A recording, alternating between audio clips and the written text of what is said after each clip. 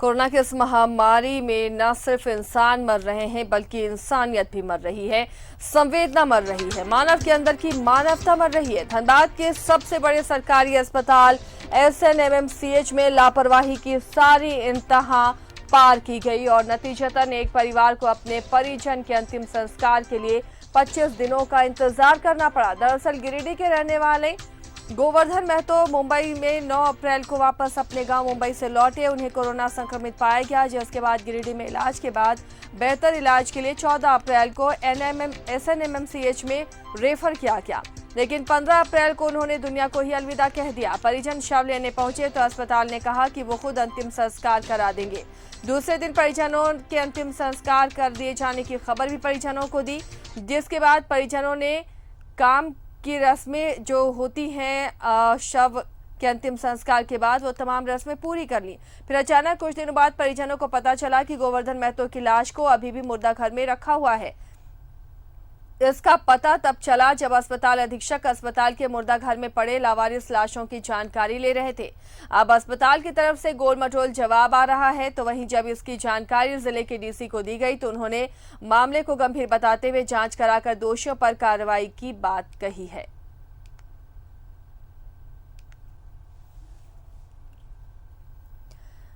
सहयोगी अरुण जुड़े हुए हैं अपडेट के साथ। अरुण, ये अपने आप में अलग तरह का मामला, 25 दिनों तक मुर्दा घर में लाश पड़ी रही, परिजन समझे कि अंतिम संस्कार हो गया, वो पूरे काम भी निपटा दिए, बाद में पता चलता है कि उनके अपने जो है उसकी बॉडी अभी तक रखी हुई है, उसे डिस्पोज नहीं किया गया। आखिर लापरवाही कहाँ हुई, कैसे हुई, क्या कार्रवाई होगी ऐसे लापरवाह लोगों पर? देखिए आसिया, चाहे लापरवाही चाहे जहां भी हो, लेकिन ये बहुत ही मानवता को शर्मसार करने वाली घटना है।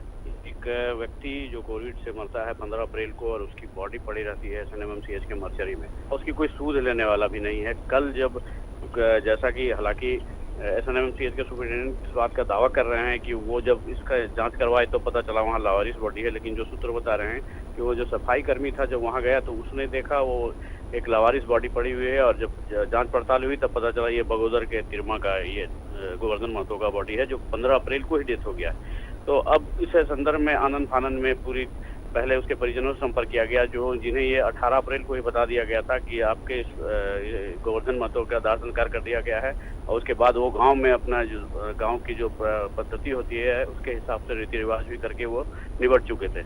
अब जब ये सूचना मिली, जब अभी तक बॉडी नहीं मिला है, तो पूरा परिजन जो है सन्ने में रह गए, और आनंद फानंद में इसकी जांच जब हम लोगों तक पहुंची और हम लोगों ने इसका जब पड़ताल किया तब पता चला जो लापरवाही SNMMCH के ही किसी कर्मी के द्वारा किया गया है, चाहे वो जो भी हो। अब इसकी जांच की जा रही है। जैसा परिजन बता रहे हैं कि पहले उन्हें बॉडी दिया नहीं गया, उसके बाद उनसे कागज में ये रिसीव करा लिया गया कि शव को ले जा रहे हैं, और उसके बाद वहीं मर्चरी में रख दिया गया। बताया गया कि 15,000 रुपया लगेगा, तब इसका दाह संस्कार होगा। जब दान देने में असमर्थता जताई तब जाके उन्होंने कहा कि ठीक है, यहीं पे दाह संस्कार कर दिया जाएगा। अब 18 तारीख को उनको मैसेज जाता है कि आपके परिजन की दाह संस्कार हो गई है। अब उसके बाद कल फिर फोन जाता है कि आपके परिजन की बॉडी अभी यहीं पड़े हुए हैं, जल्दी आइए, अन्यथा यहाँ डिस्पोज कर दिया जाता है। तो ये कहें तो एक बहुत उलझन वाला पूरा वाकयात है। हालांकि DC ने इसको बहुत गंभीरता से लिया है, और कल ही उन्होंने सख्त जिस तरह की न्यूज़ 11 की उन्होंने कहा कि आपके सूचना पे जब इसकी जांच कराई जा रही है, और जो भी इसके कल्पित हैं, जो भी इसमें होंगे, उन्हें किसी कीमत पर छोड़ा नहीं जाएगा। अब जांच आरंभ हो गई है, और हालांकि आज ये सूचना मिल रही है जो आज उसका गोवर्धन महतो का बॉडी को जिला प्रशासन ने अंतिम संस्कार कर दिया, लेकिन ये सब के पीछे एक सवाल जरूर छोड़ के गया है। अब जिला प्रशासन उसकी जांच में लगी हुई है।